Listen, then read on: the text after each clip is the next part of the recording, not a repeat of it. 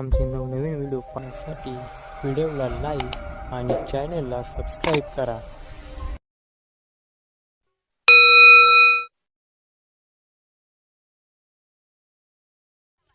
आपण देवपूजेला पाणी वापरतो, ताज का शिळ? ताज. देवपूजेला फुलं वापरतो, ताजे का शिळे? ताजे. देवपूजेला बेल वापरतो, तुळशी, ताजे का शिळे? सगळं ताजं लागतं देवाला, नैवेद्य ताजा लागतो. मग शरीर म्हातारं झालेलं कसं चालेल? शरीर सुद्धा ताजं तवानं असलेलं देवाला जास्त आवडतंय. महाराज तारुण्यपणामध्ये तारुण्यात केलेला परमार्थ देवाला जास्त आवडतो. म्हणून महाराज सांगतात, तरणा भाग्यवंत नटे हरी कीर्तनात. म्हणून माणूस तरुण आहे तोपर्यंतच परमार्थ करून घ्या. आज कीर्तनामध्ये सगळे तरुण आहेत म्हणून थोडस बोलण्याचं धाडस केलं. विठाला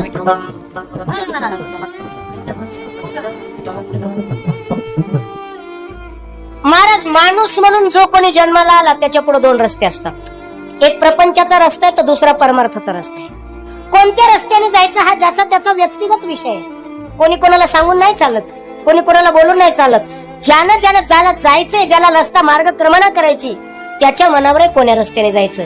प्रपंचाच्या रस्त्याने जायचं की परमार्थाच्या रस्त्याने जायचं. पण जाण्याच्या अगोदर दोन्ही रस्त्याचे फायदे आणि तोटे माणसाने समजून घेतले पाहिजे. जर परमार्थाच्या रस्त्याने गेलो तर काय फायदा होईल आणि प्रपंचाच्या रस्त्याने गेलो तर काय फायदा होईल, असे दोन्ही महाराज फायदे तोटे समजून घ्यायचे. संत वाङ्मयाच्या नुसार मी तुम्हाला दोन्हीचे फायदे तोटे समजून सांगतो. परमार्थाचा रस्ता सुरुवातीला कठीण वाटतो पण नंतर आनंददायी असतो. याच्या उलट प्रपंचाचा रस्ता सुरुवातीला बरा वाटतो पण नंतर दुःखकारक ठरतो. पण काही मार्ग असे असतात महाराज, सुरुवातीला बरे असतात आणि नंतरही बरे असतात. पण काही मार्ग असे असतात की सुरुवातीला खडतर आणि त्याचा शेवटही खडतरच होतो. तुम्हाला मी ज्ञानोबराच्या ओव्या जगद्गुरु तुकाराम महाराजांच्या प्रमाणानुसार पटवून देण्याचा प्रयत्न करतो. काही गोष्टी सुरुवातीला बऱ्या वाटतात पण नंतर त्या दुःख देतात. बाबा, तुम्ही बचनागाच्या झाडाचा पाला खाल्लाय का? महाराज तुम्ही खाल्लाय? नाही. धीरज महाराज तुम्ही खाल्लाय बचनागाचा पाला? नाही खाल्ला. तू याचे भया नाही खाल्ला. कोणी खाल्ला इथं बसलेल्या पैकी? कोणी खाल्लाय का? माता मावल्या पाठीमाग कोणीच नाही खाल्ला. अख्ख्या बरबडीतल्या लोकांनी कोणीच बचनागाचा पाला खाल्ला नाही अजून.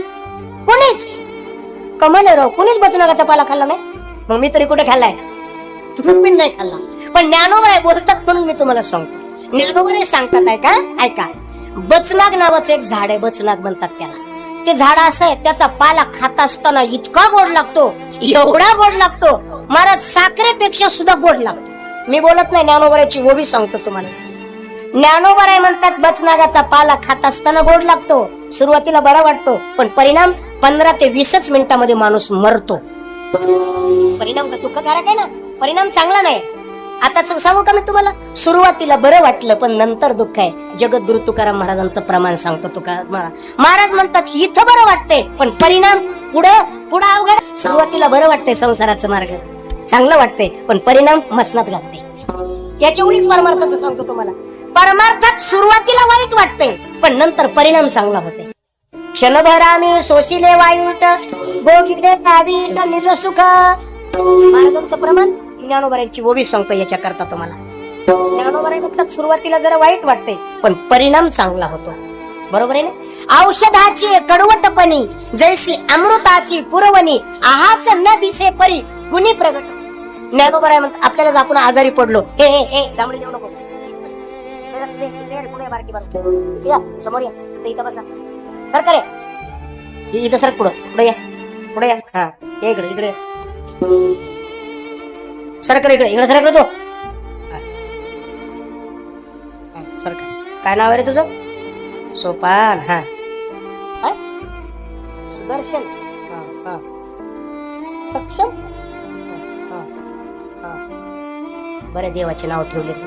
काही लोक नाव ठेवाले. तू एकदम एका गावात नाव विचारलं, म्हणलं बाळा नाव काय? म्हणला बंटी. बंटी पोरीचं नाव आहे का पोराचं नाव आहे महाराज?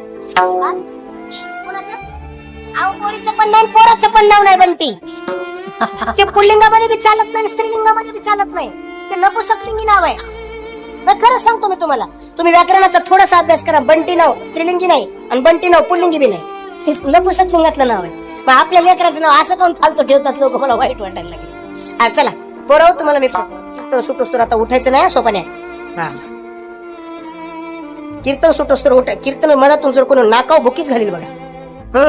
जमत नाही मला कमी जास्त. तुम्हाला पुढं बोलिले मोठेपणानं उगच बोलिले काय. आता मी याला पुढे काऊन बोलले कैलास भाऊ माहितीये का? आज न उद्या सप्त्याचे कार्यकर्ते काय होणार आहेत? मरणार आहेत. कुठे म्हणलो मी? आज न उद्या रिटायर होणार आहेत असं मला म्हणायचं होतं. मला तसं म्हणायचंच नव्हतं. आणि तुमच्या मनात जर तसं आला असेल तर मला तसंच म्हणायचं होतं. आज न उद्या जाणारच आहे. मृत्यू लोक याचं काय करायचं? आज न उद्या आपण जाणारच आहे. मग उद्या सप्त्याचे कार्यकर्ते कोण आहे? हे काही हेच. म्हणून आतापासून कार्यकर्त्याला मानपान द्यावं लागेल जरा. हा बरोबर. कीर्तन सुटेपर्यंत कोणी कीर्तनातून उठून जायचं. कीर्तन चालू असता कोणी बडबड करायची, शेजाऱ्याला चिमटा घ्यायचा, मोबाईल बघायचा, तंबाखू खायचा. कीर्तन चालू असताना कोणी इकडे तिकडे बघायचं, झोपी जायचं. आणि कीर्तन चालू असताना ज्या जेव्हाला विठ्ठल विठ्ठल भजन होईल कोणी भजन म्हणायचं नाही, तर कीर्तन टायमात सुटल. आणि जर थोडीशी काही चुकर जर केली तर मला काही काम नाही. काय आज लय माझं कीर्तन लांब बी नाही. मस्त सकाळी काकडा करूनच जाईल म्हणून. नारायण महाराज मी सकाळी रोज काकडा करतो बरं का. खरं सांगतो तुम्हाला. आपलं नारदाच्या गादीवर कैलास बुवा, त्याला माहित आहे कैलास बुवाला. महाराज आपण फक्त मोतीराम महाराजाचं नावच सांगतो, फक्त आपण जोग महाराजाचं नावच सांगतो, पण महाराजाची आचार प्रणाली कधी जीवनात आणायची आहे की नाही? महाराज मला किती 2 वाजले घरी यायला, रात्री 3 जरी वाजले मी काकडा करूनच झोपतो नंतर. पण काकडा करून मला करायचं. याचं कारण असं आहे की आपण ज्या संप्रदायाच्या जीवावर मोठे झालो, संप्रदायाच्या जीवावर जगतो, त्या संप्रदायाची आचार प्रणाली आपण सांभाळली पाहिजे. चला पोरांनो, मी तुम्हाला प्रश्न विचारतो. आपण जर आजारी पडलो तर आजारी पडल्यानंतर आपण वकिलाकडे जातो का नाही रे? मग कुणाकडे जातो? डॉक्टरकडे जातो. बरं डॉक्टरकडेच का जातो? हा इंजेक्शन देतो, गोळ्या देतो. डॉक्टरांना आपल्या शरीरातलं माहित असतं यांचं काय दुखतंय ते. बरोबर आहे की नाही? हा बरं, गोळ्या खात असताना कडू लागतात का गोड लागतात? कडू. इंजेक्शन देताना बरं वाटतंय का गार हवा येते? दुखतं की नाही? मग तरी आपण का घेतो इंजेक्शन? आपलं दुखणं कमी व्हावा, आपला आजार कमी व्हावा. ज्ञानोबारायांनी फक्त ती ओवी मधून मांडले. ज्ञानोबाराय म्हणतात, औषधाची कडुवटपणी जैसी अमृताची पुरवणी. लेकरू महाराज गोळ्या काही केल्या खात नाही. त्याची आई असं तोंड दाबून धरते आणि महाराज त्याच्या तोंडामुळे काय अशी गोळी मधात घालते. महाराज बुकी घालायची तयारी असते तिची, बळच खाऊ घालते. कारण तिला माहिती आहे याचा परिणाम चांगला होईल. तद्वत परमार्थात सुरुवातीला वाईट वाटते पण त्याचा परिणाम चांगला आहे. परिणाम काय? आयुष्याच्या साधने सच्चिदानंद पदवी घेणे. महाराज म्हणतात परिणाम सुरुवातीला वाईट वाटतो, महाराज अनुभव वाईट येतो, पण नंतर परिणाम चांगला होतो. बरोबर आहे की नाही? तसं कोणत्या प्रांतात आपण जायचं हा ज्याचा त्याचा व्यक्तिगत विषय आहे. संसाराच्या प्रांताने जायचं की परमार्थाच्या प्रांताने जायचं हा ज्याचा त्याचा प्रश्न आहे. पण मी तुम्हाला दोन्ही मार्गातले फायदे आणि तोटे तुमच्या समोर ठेवले. पण मार्ग कोणताही असू द्या, दोन्ही मार्गामध्ये लागतंय ते बळ. कोणत्या मार्गात तुम्ही जा, माणसाला बळ लागतंय, बळ. संसारामध्ये जरी तुम्हाला राहायचं असेल तर महाराज तुम्हाला काय लागतंय अंगामध्ये? बळ. बळ जर नसेल तर तुकाराम महाराज म्हणतात तुमचं जगात कोणी कुत्र सुद्धा हिंगलावून तुम्हाला विचारित नाही. तुम्ही जर दुर्बळ असाल, दुर्बळाचं वचन कोणी ऐकून सुद्धा घेत नाही. दुर्बळाचे कोण जगी मानिती वचन. महाराज म्हणतात काय प्रॉब्लेम नाही. थोडं मला बरं ठीक आहे. दुर्बळाचे कोण जगी मानिती वचन. व्यवहारात जरी तुम्हाला राहायचंय प्रपंचात तरी तुमच्याकडे काय पाहिजे? महाराज बळ पाहिजे. आणि परमार्थ करायचंय तरी बळच पाहिजे. महाराज परमार्थ करायचंय तरी बळच लागते आणि संसार करायचा तरी बळच लागते. मग जर बळ लागत असेल तर बळाचा विचार सुभाषितकाराने 2 श्लोकामध्ये लय गोड मानला.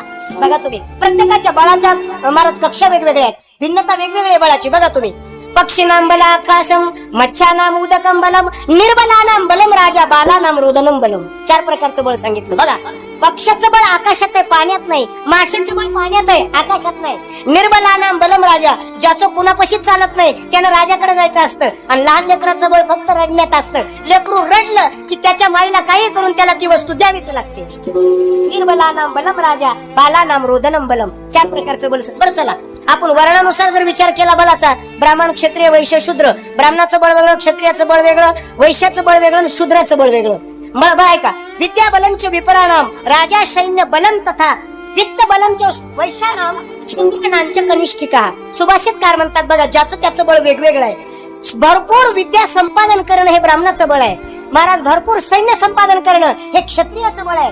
पैसा संपादन करणं हे वैश्याचं बळ आहे. आणि या सगळ्या परिवाराची सेवा करणं हे शूद्राचं बळ आहे. वर्णाश्रमानुसार सुद्धा बळाची व्याख्या वेगवेगळी केलेली आहे. बरोबर आहे की नाही? बळ लागतच. परमार्थ असू द्या नाहीतर संसार असू द्या, माणसाला बळ लागतं. बळ मग जर बळ लागत असेल तर ते बळ किती प्रकारचं आहे ते बळ मी तुमच्या समोर ठेवतो. शारीरिक बळ, मनोबल, बुद्धिबळ, त्याच्यानंतर अर्थाचं म्हणजे संपत्तीचं बळ, सत्याचं बळ, लौकिकाचं बळ, तपाचं बळ, ज्ञानाचं बळ, धर्माचं बळ, वैराग्याचं बळ, भक्तीचं बळ, निश्चयाचं बळ, त्याच्यानंतर सगळ्यात शेवटी योगाचं बळ आणि वैराग्याचं बळ. किती प्रकारचे बळ झाले?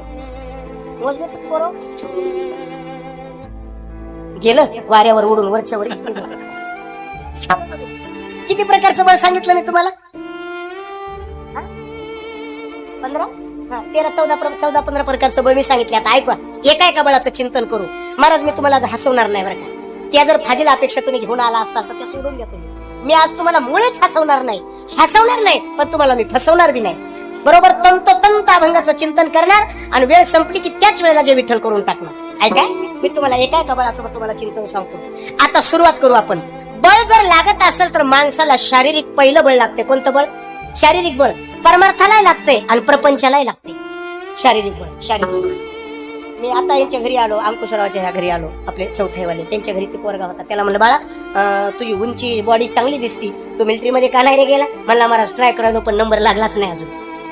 जर तुम्हाला सैन्यात भरती व्हायचंय तर कोणतं बळ लागतंय? शारीरिक बळ. बरोबर आहे की नाही? शारीरिक बळ लागते. बळ लागतंय महाराज. कोणतं क्षेत्र असू द्या बळ लागते.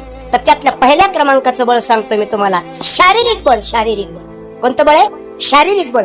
ज्ञानोबारांनी त्याचं वर्णन केलं. ऐका, ज्ञानोबारा म्हणतात, भरलिया त्रिभुवना आतू चांगू एको अर्जुना की निवडोनी की जे सेना लक्षवरी की त्याही पाटी जे वेळी लोह मांसा ते घाटी आणि विजय श्रीयेच्या पावटी एकोची बैसी. हजारो पोरं मिलिटरीमध्ये ट्राय मारतात पण 1000 पोरं लागतात का? किती लागतात त्याच्यातले?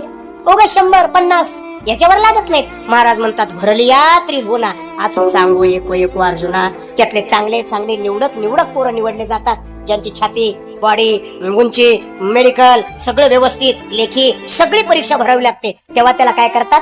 सैन्यामध्ये भरती करतात. मग त्याला चांगलं काय लागतं? कोणतं बळ लागतंय त्याला शारीरिक बळ लागतंय. ज्ञानोबाराने शरीर बळाची संकल्पना केली. शारीरिक बळ. दुसरं मनोबल लागतं. मनोबलाच्या एवढ्या कथा इतिहासामध्ये, एवढ्या कथा इतिहास. आता सध्या एक चित्रपट धुमाकूळ घालतोय बघा. काय त्या चित्रपटाचं नाव करो? काय नाव आहे? छावा. पाहिलाय का तुम्ही? पाहिला नसेल तर जरूर पहा. नाही खरंच पहा. मी या गाडीवरून तुम्हाला सांगतो, ज्यानं पाहिला नसेल त्यानं एकदा जरूर छावा नावाचा चित्रपट पहा. पण आपल्याला छावा पाहायला टाइमच कुठे आहे? आपल्याला सैरटच बघा वाटते, छावा नाहीच बघा वाटत. पण छावा चित्रपट पहा. त्याच्यामध्ये शंभू राजाच्या मनोबलाची कथा सांगितली सगळी. किती मनोबल आहे? 40 दिवस महाराज राजाच्या मनोबलाची परीक्षा आहे. 40 दिवस. ऐका, अशीच गोष्ट आहे इतिहासातली. दुसरी गोष्ट, दत्तोजीला मारलं रणांगणामध्ये. दत्तोजीला मारल्यानंतर अब्दालीने सांगितलं, अब्दाली आला रणांगणात आणि दत्तोजीला विचारलं, क्या दत्तोजी? रक्ताच्या थारोळ्यात पडले दत्तोजी. आप भी लढोगे? त्यावेळेला महाराज दत्तोजीच्या मुखातलं वाक्य आहे, बचेंगे तर और भी लढेंगे. महाराज शरीर बळ संपले पण मनोबळ अजून दत्तोजीचं जशाला तसं जिवंत होतं. मनोबल म्हणतात त्याला. कोणतं बल म्हणतात? मनोबल. बरं, मनाचं बरं, मन कुठं दिसलंय का तुम्हाला? शरीरामध्ये मन कुठं दिसलंय? ऑपरेशन करताना डॉक्टरला कधीच भेटलेलं नाही मन. हृदय सापडतंय, किडन्या सापडतात, हाडं सापडतात, फासोळ्या सापडतात, पण मन कधी सापडले? बरं, नाही म्हणता येत नाही. वया म्हणता येत नाही. म्हणता येते का शरीरामध्ये मन असल्याशिवाय महाराज शरीर चालत नाही. बरोबर आहे की नाही? ज्ञानोबारांनी मनाची व्याख्या लय केली. निलिमा अंबरी मृग तृष्णा लहरी वायाची फरारी मन हे नाव. मनोबलाची व्याख्या सांगितली. मनोबल. तिसऱ्या क्रमांकाला आहे बुद्धी. कोणतं बळ आहे? बुद्धिबळ. बुद्धीचं बळ तर महाराज एवढं काम करते. राम राम राम राम राम राम. हरिपाठातलं प्रमाण सांगितलं. बुद्धीचे वैभव अन्य नाही रुची. एका केशवराज हे सकळ सिद्धी. बुद्धीचं बळ सांगितलंय. तैसी सद्बुद्धी थे कुटी म्हणून ही ओळी जर कोणाला आठवत असेल तर सांगा. आठवली. जैसी दीपकळिका धाकुटी ते बहु तेजा ते प्रगटी तैसी सद्बुद्धी येथे कुटी म्हणू नये. महाराज मी 13 अध्याय ज्ञानेश्वरीची पाठ केली बरं का. 13 नंतर 2 अध्याय परीक्षेला पाठ केले म्हणजे 15. राहिले किती? 3. पण बोंबलत फिरायची सवय लागली. जे 3 अध्याय राहिले ते राहिलेच. पण तरी बी ज्ञानोबाची कृपा अधून मधून होती कधीतरी. बघा तुम्ही, निलिमा अंबरी मृग तृष्णा लहरी. बरोबर आहे, मनाची व्याख्या जशी केली तशी बुद्धीची व्याख्या ज्ञानोबारांनी केली. ज्ञानोबराय म्हणतात बुद्धी कशाला म्हणतात? जे बहु तेजाते प्रगती तैसी सद्बुद्धी हे थेकुटी. म्हणून बुद्धीला लहान समजू नका कधी. बुद्धी खूप मोठा कार्यक्रम करते. मी तुम्हाला दृष्टांत सांगतो. बुद्धी काय करते? बुद्धी महाराज कोणालाही विकत घेते. आपल्या प्रांताचा आमदार, आपल्या विभागाचा आमदार, त्या आमदाराला, त्या खासदाराला आपल्या महाराज मतदारसंघापुरतीच किंमत असते. दुसऱ्या जर मतदारसंघात गेलं तर त्याला कोणीच विचारत नाही. पण या मतदारसंघातला विद्वान जर दुसऱ्या मतदारसंघात गेला तर त्या विद्वानाची किंमत महाराज तिथेही केली जाते. तुम्हाला मी श्लोक सांगतो. विद्वत्वंच नृपत्वंच नैव तुल्य कदाचन स्वदेशे पूज्यते राजा विद्वान सर्वत्र पूज्यते. याला म्हणतात बुद्धीचं बळ. विठाला